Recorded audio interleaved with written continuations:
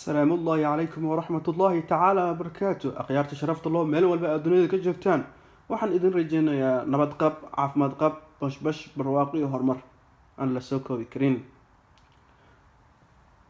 haddaba maanta barnaamijka caafimaadka waxaan ku soo qaadan doonaa arrin aad iyo aad u muhiim ah laga yaabay dad badan inay og yihiin balse laakiin aysan aad fahan badan aysan ugu haysan qiimaha uu leeyahay toobinka xanuuno aad u fara badan ayuu daawo u yahay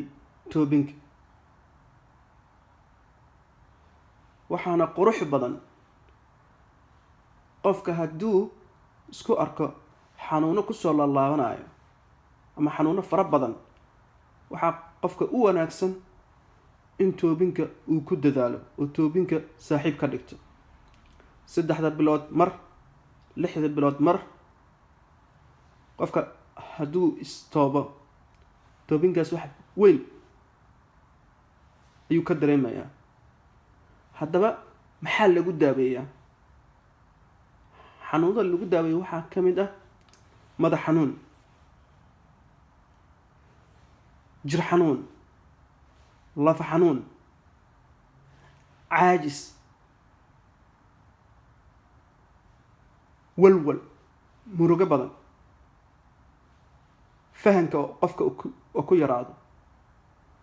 qofka aan culays 24 saac aan ka degin waxaas oo dhan toobinka waa u daawo qofka bini aadamka ah wuxuu ku nool yahay waa dhiigana waxaa muhiim ah in mar walba lagu sameeyo dayactirka muxuu yahay toobinka caafimaad ayuu dhiigga u yahay waayo qayb baa kaa baxayso aad bay kuu caawinaysaa waa arrin aad iyo aad u fiican aan ku wada dadaalno toobinka inaan xoogga saarno haddii allaha awood leh uu yiraahdo waa huwaal caafimaad fara badan baad ka helaysaa waa huwaal isbeddel aad u weyn baad dareemi doontaa haddii allaha awood leh uu yiraahdo toobinka waxaa qurux badan inaan siino qiimo aad u fara badan si aan u helno isbeddel caafimaad oo tiro badan diinteena waxayna faraysaa in toobinka aan nafteena ugu deeqno waayo toobinka shay caafimaad badan ku qarsoon weeyaan dad badanna waxaa huwaal ah inaysan ku baraarugsanin ama aysan u jeedin xaggaas haddaba qofka hadduu tijaabiyo waqtina uu siiyo waxaa huwaal ah in natiijo aad u fara badan uu qofka nafsadiisii ka dareemi doono waa huwaal waxaa qurux badan 3 bilood in mar qofku istoobo ama 6 bilood in mar uu istoobo sanadka 4 jeer haddaad istoobto waa aad bay u fiican tahay waana ka yaraysan kartaa oo 2 jeer ayaad ka dhigan kartaa sanadkii oo 4 jeer say ku noqon kartaa 3 bilood mar haddaad samayso 3 bilood kalena mar aad samayso waa 6 bilood 3 kalena haddaad mar samayso 3 kalena mar aad samayso waa 12 bilood uu ka kooban yahay sanadka oo dhan waadna samayn kartaa 6 bilood mar 6 bilood kalena mar sanadka oo dhan 2 jeer waad samayn kartaa labada dhinac laakiin muhiim waxa weeyaan haddaad badsato toobinka caafimaadkaaga waa uu ziyaadayaa isbeddel aad u weyn nabaad dareemi kartaa دي الله أود اللي يراد فهم كحتى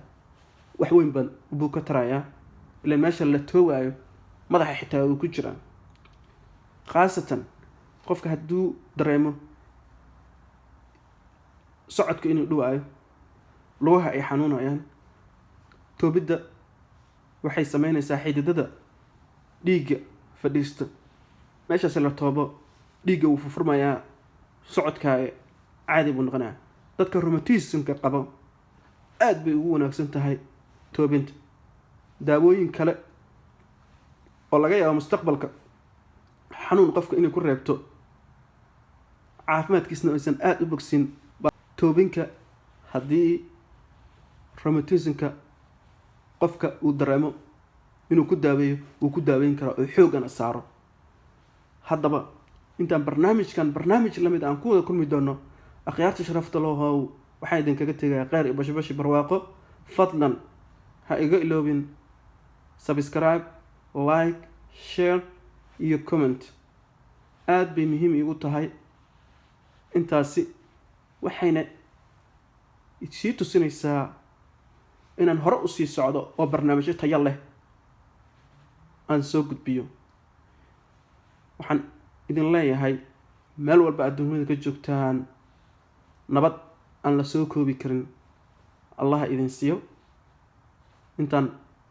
mar kale ku wada kulmi doonana salaanta islaamka idinkaga tegaya salaamullahi calaykum waraxmatullaahi tacaala wabarakaatu wabilaahi towfiiq